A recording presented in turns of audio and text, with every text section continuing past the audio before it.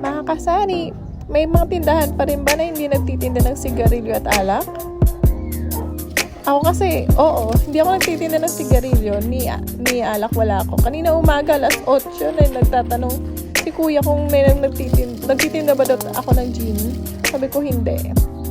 Kasi kahit sari-sari store yung paninda ko, oo, malaki yung kita doon. Sigarilyo at alak, malaki talaga kita yung given na yan. Pero, kahit anong gawin ko, hindi talaga ako lalabag. Or, parang, ayoko, hindi ako magtitinda ng isang bagay na kasira sa katawan natin. Kahit ilang beses pa na parang kinukulit ako, magtinda na ako ng sigarilyo, magtinda na ako ng alak. Hindi, no talaga ang sagot ko. Kaya kayo naman tayong perspective sa buhay. Kung gusto niyo magtinda, go ahead. Trip niyo po yun.